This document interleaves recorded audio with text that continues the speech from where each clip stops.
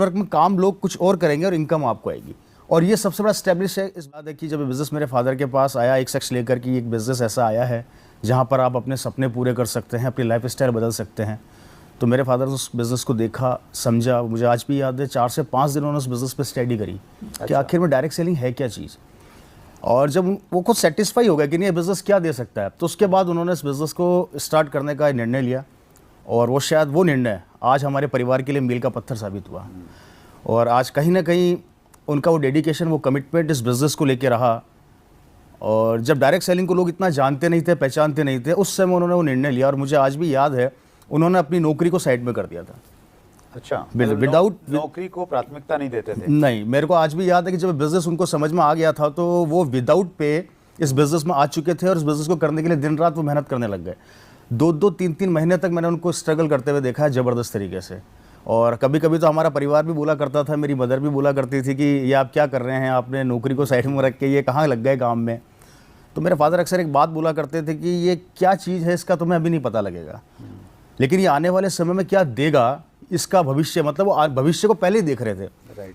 अगर मैं दूसरे शब्दों में कहूँ तो मेरे को ऐसा लगता है कि अगर किसी इंसान ने समय को समय से पहले पहचान लिया तो वो इंसान आने वाले भविष्य के अंदर बहुत बड़ा कर जाता है।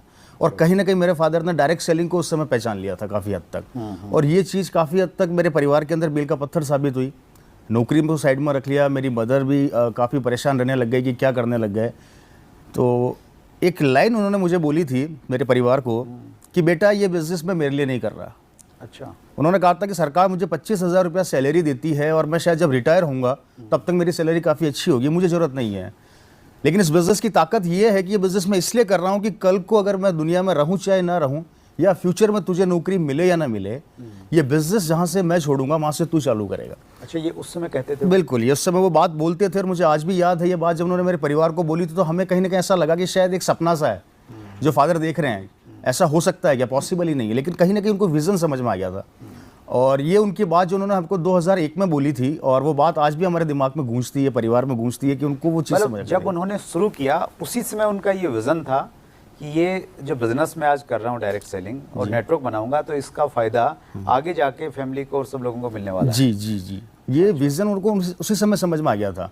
और मेरे को उन्होंने बताया था कि बेटा ये एक ऐसा व्यापार है कि जहाँ पर एक बार अगर आपने नेटवर्क पे काम कर लिया तो मुझे ऐसा लगता है कि इस नेटवर्क में काम लोग कुछ और करेंगे और इनकम आपको आएगी।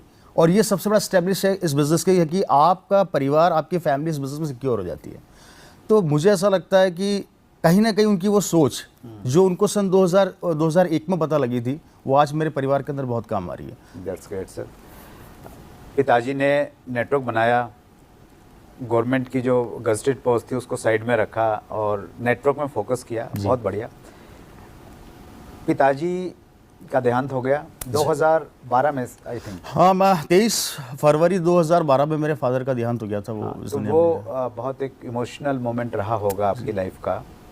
और जब पिताजी का देहांत हो गया और फिर आपको कहीं ना कहीं ये मालूम चला कि भाई अब बिज़नेस जो है ट्रांसफ़र होने वाला है आपके नाम या फैमिली के नाम पे, और फिर आपने बिज़नेस करना है, तो वो जो पर्टिकुलर एक मोमेंट था जब फादर की डेथ हो गई, बिज़नेस आपके नाम ट्रांसफ़र हो रहा है और फिर आपने बिज़नेस में आप इन्वॉल्व हुए, तो वो मतलब वो जो चीज़ जो पिताजी कहते थे तो उसको लेके आप इमोशनल थे, आपको कैसा लग रहा था उस समय?